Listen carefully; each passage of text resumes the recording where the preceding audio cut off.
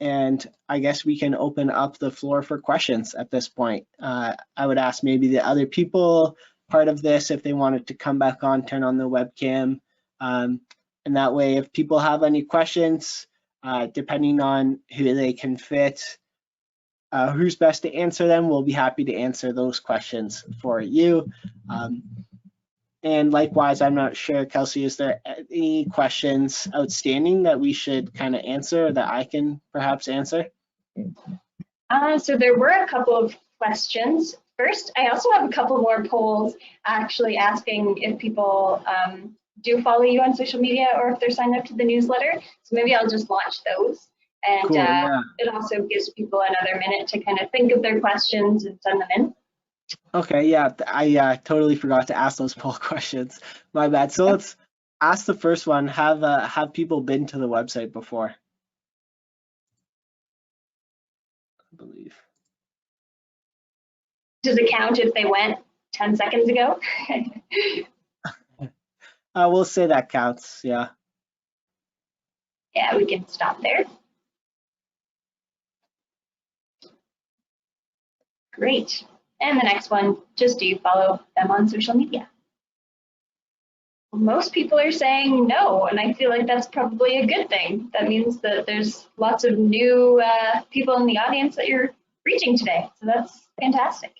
Absolutely. And if you're interested to follow us on social media, we post pretty consistently. It's pretty useful information, and it's just at Pollinator Pathways Project on Facebook and Instagram. That's our handle. And I think the 70% also means that a lot of you are in your gardens, gardening, right? Because that's where I'd like to be, especially in the evening time. This is the perfect time to be out in the garden. So sorry to take you away from the special period of gardening. But yeah, so if there's any questions, I would be happy to answer them. So one that I think Alex partially mentioned, it was how do you guys reach out and engage with other like-minded organizations? So I saw that on your website you connect to other ones, but do you do anything beyond that to actually like connect with other cities that are doing similar projects? Gabor, we recently connected with a woman in Connecticut. Do you want to just explain a little bit about that? Yeah, that was really neat. That was our going global moment when someone from the States reached out. She found our website and she fell in love with the sign, and which you can also see on our T-shirt here. And she, since she's setting up gardens of her own and maybe a few others across her city, she was asking whether we could send her a garden sign. And what we ended up doing is we shared our PDF of the sign. And so then she went to her printer and printed it out. So this is, that plastic, corrugated plastic. And now there's a Pollinator Pathway Project sign with, I think it's Stonington or something like that. That's the name of the town written above it. So we have connections to the States now. Some of my former students are thinking about setting pathways up in Brampton, and we had some requests from Strathroy.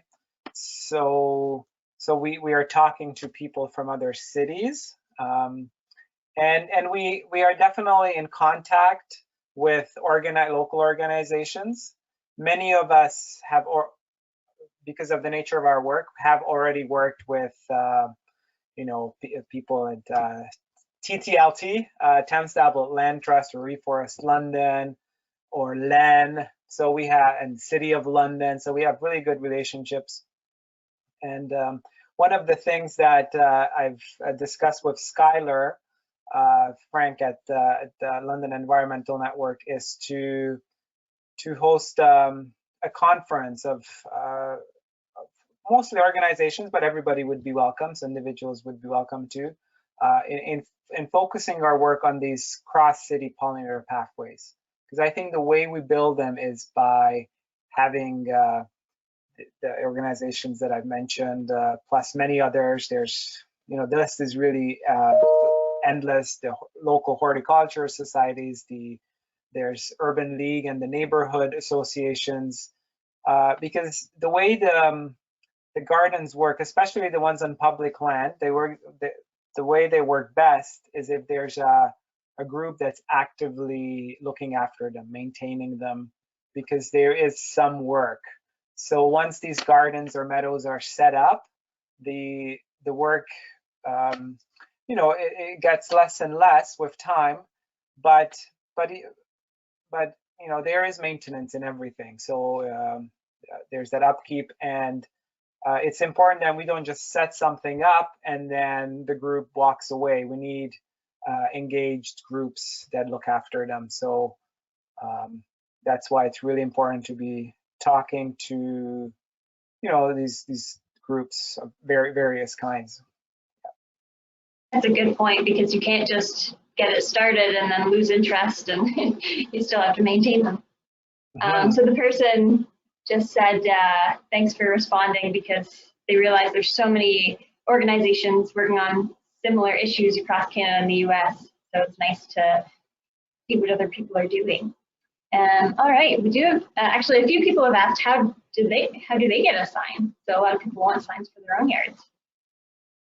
Yeah, so they can contact us via email or one of the social media platforms, messaging us. Right now we have 11 in stock, as they say, but we get them printed on a regular basis. So if they reach out, we can get them out to them. We do ask for a donation, because it costs money, of $15 if they could consider that, and that goes over, well, $10 is the cost of printing them, and then $5 is a donation to the organization. So if they could consider that. Is there a place where they pick them up, or do you drop them off to people? Yeah, we've had discussions about that, because we are busy, but it seems like that my house has become the warehouse for that. Maybe we'll set up. I'll reach out to Skylar, and maybe we can have a stash over there as well. Yeah, the Westminster Pond Center. There you go. There you are, right? So that could be a good place where people can pick them up. So yeah, we're working. Not a bad idea. We should have depots of signs around the city. Yeah, different community centers. There you go. We've got new ideas. Just moving on, we'll try to get to a few more. One question is, urban sprawl is the main reason for habitat loss. Does this organization work on preserving any existing green spaces from developers? Okay, we are not, we're not focusing on that. In the city, there are some organizations that do, that have that focus. So we are more focusing on areas that have been already built up, that have been developed. And so we're looking at that urban fabric, that canvas, and then asking people, so over all this open space, and most of it, is lawn, right? Now, ecologically not very, not very helpful, not very beneficial. So that's our focus, in built up areas. But I mean, what this questioner is asking, that's also very much needed, but that's not our focus. So good question. Thank you. Okay, I think that's mostly it. Oh, one more came in. We are at 8 o'clock though, so in the interest of time, we can save the questions and we can reach out to everyone else later. Thanks very much for the engagement. Quickly, just to add, Kelsey, if people do still have questions or something more specific, please feel free to follow up with us at Pollinator Pathways Project at gmail.com. I've been trying to answer the people's questions there. Some are pretty specific to their situation, but that really is probably the best way for you to reach out for really specific or general questions, because we can forward that or those emails to the respective people. That's great. Thanks for typing out those responses too. That's awesome. Okay. Well, with that, I guess just once again, thanks to all the presenters tonight, Dr. Sass and Jude and Sylvia and Alex, and thanks to everyone for joining us tonight. We had a really big group, so hopefully you'll check out the next events too, and you'll get back to your gardens now. Absolutely. All right, and happy Canada Day too. Yeah, happy Canada Day. Thanks for organizing. Thanks, everybody. And thanks to all of you for attending. So have a great week. Take care.